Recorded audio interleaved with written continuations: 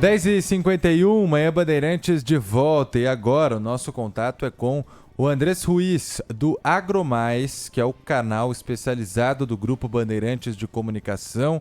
E eu já quero te perguntar, Andrés, primeiro de tudo, quais os efeitos que nós podemos sentir a partir de agora, pelos próximos dias, as próximas semanas, depois dessa decisão da China de não comprar a carne de frango brasileira por pelo menos 2 meses. Bom dia para você, obrigado pela participação. Bom dia, Vitor, tudo jóia? Bom dia. Bom, em termos de prejuízos econômicos, a exportação vai ser bem afetada por agora. Isso porque os países estrangeiros também seguem protocolos sanitários rígidos em relação à compra de carnes. Então, como você bem disse, a partir de hoje a China suspendeu por 60 dias a compra de carne de frango brasileira. Outros países, como o Japão, que 70% da carne de frango comprada vem do Brasil, optaram inicialmente por suspender apenas as compras do estado do Rio Grande do Sul, que é onde tem o foco. Então, por exemplo, conforme um levantamento preliminar da consultoria Safras e Mercados, cerca de 15 a 20% dessas nossas exportações de carne de frango vão ser impactadas por agora. A China compra cerca de 40 mil toneladas mensais, o que representa 10% do total exportado pelo Brasil. O Rio Grande do Sul, obviamente, vai ser o estado mais impactado, porque exporta mensalmente quase 20 mil toneladas, somando países como Emirados Árabes Unidos, Arábia Saudita e Japão. Vixe, perdemos contato aqui com o Andrés Ruiz. Daqui a pouquinho ele volta porque é uma decisão. Primeiro, né, o motivo porque o Brasil registrou o primeiro caso da gripe aviária em uma granja comercial. A doença ela já está sendo registrada no mundo desde 2006. No Brasil, o primeiro caso é bem mais recente, em 2023, só que até então apenas em aves silvestres. Agora foi registrado o primeiro caso numa ave que estava numa granja comercial. E por isso essa preocupação e por isso a decisão dos chineses. Andrés de volta. Da maior gravidade, né? Da maior gravidade essa notícia. E o Andrés está de volta para continuar explicando. Tudo jóia? Bom, então, em relação às nossas exportações, a China representa só 10% do total exportado pelo Brasil. Então, se a gente olhar pelo copo meio cheio, a gente tem uma exportação de carne de frango bem diversificada. Então, a gente consegue abastecer outros países e não precisa se preocupar exclusivamente com a China. Mesmo assim, a China é a principal compradora ainda da carne de frango brasileira. E nesses 60 dias, o setor, o Ministério da Agricultura, querem controlar, de fato, o foco lá no Rio Grande do Sul para que a gente volte a exportar normalmente. De imediato, os efeitos que a gente vai sentir são principalmente aqui no mercado interno, porque vai haver um abastecimento maior, uma disponibilidade da carne de frango que seria exportada, agora vai ficar no mercado interno. Então, a gente deve ver os preços inicialmente caírem aqui nos próximos dias, nas próximas semanas.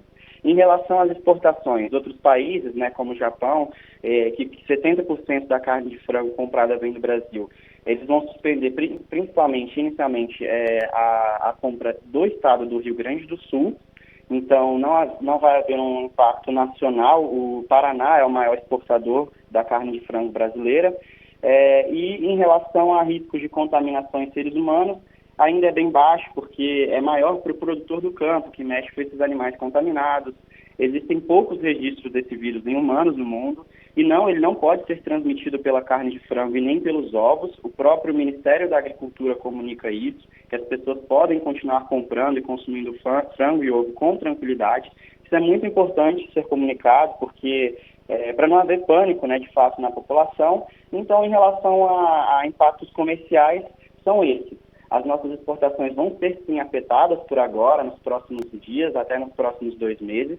A intenção do Ministério é controlar esse foco para que a gente volte a exportar normalmente. E o mercado interno, por agora, vai ter uma disponibilidade maior de carnes, o que vai jogar o preço para baixo para a população. Andrés, e a gente até tem aqui um posicionamento da Associação Brasileira de Proteína Animal, que destacou a total transparência das autoridades em relação à identificação, comunicação e contenção dessa situação, que segundo eles é pontual e que nesse momento está todo mundo ajudando com medidas necessárias para o contingenciamento dessa situação. Já foram algumas adotadas e, claro, que, como você explicava, por enquanto, só a China com essa suspensão é algo que interfere, mas não interfere tanto. Mas com esse primeiro caso da gripe aviária em uma granja comercial, outros países devem ou podem também anunciar uma suspensão pontual? Com certeza, Vitor. Eles devem sim anunciar em breve, até porque a Prefeitura ficou sabendo desse caso ontem, quase meia-noite, comunicou o Ministério da Agricultura, e você tinha perguntado sobre as medidas iniciais. A ideia inicial do Ministério é isolar a área para tentar apurar de onde veio esse vírus. Provavelmente veio de uma ave silvestre, então a gente tem que monitorar as granjas vizinhas, né, dessa granja que foi contaminada, e tentar isolar de fato a área. Agora é esperar medidas de outros países, como o mercado halal, o mercado árabe, que compra muita carne de frango brasileira, e ver o que eles estão dispostos a tomar de medidas, de negociações também, porque cada país segue um protocolo. A China, por exemplo, decidiu suspender de todo o país as compras, mas outros países podem suspender apenas o estado do Rio Grande do Sul, e sim, nesse efeito de escalada, a gente vai ver as exportações sendo afetadas, a gente vai perder alguns mercados temporariamente por agora, mas muitos países dependem da carne de frango brasileira, da compra da carne de frango brasileira, então a gente pode garantir aí que, se a situação for controlada em até 60 dias, a gente vai voltar a exportar para esses países normalmente, para os Emirados Árabes Unidos, para a Arábia Saudita, para o Japão, para o México, para a China, países que compram muito da carne brasileira. Andrés, tem um ouvinte perguntando aqui, com certeza você vai saber explicar muito melhor do que eu. Se a gripe aviária não é transmitida a seres humanos, na teoria, segundo o ouvinte, não faria mal você ter contato com uma ave que está com a gripe aviária, o porquê dessas suspensões, o porquê que preocupa tanto? Na verdade, ela pode sim ser afetada, né, no contato com as aves, o produtor, mas não em relação aos ovos e aos frangos. Preocupa porque é um vírus que se espalha muito rápido entre as aves, e se as aves forem contaminadas, elas vão acabar morrendo, e a médio e longo prazo pode haver um desabastecimento. É o que está acontecendo agora, por exemplo, nos Estados Unidos. Os Estados Unidos, desde meados de 2021, tiveram vários focos de gripe aviária, que foi se escalando ao longo dos anos, e o pico chegou agora, do fim do ano passado para cá. Então você pensa, tudo bem, não vai ser contaminado o ser humano. Mas qual que é a preocupação? Os países deixam de comprar, porque se as aves forem contaminadas, e sim, elas podem ser contaminadas, vai haver esse efeito cascata, várias aves vão acabar morrendo, então a gente vai ter um desabastecimento, tanto interno como externo, da carne de frango, e aí, como consequência, o preço da carne vai estourar, como a gente vê o preço do ovo, por exemplo, nos Estados Unidos, atingindo níveis recordes, porque as galinhas estão morrendo por conta do vírus. Então, a preocupação dos países, né, em deixar de comprar a carne de frango brasileira é para que o vírus não se espalhe entre as aves. Inicialmente é isso. E no bolso, que interessa a todo mundo, se a situação continuar controlada pelos próximos 60 dias, não muda muito. Agora, se sair do controle, aí pode disparar o preço. Exato. A gente tem dois cenários. O cenário otimista e o cenário pessimista. No cenário otimista, há uma disponibilidade maior da carne de frango aqui no mercado interno.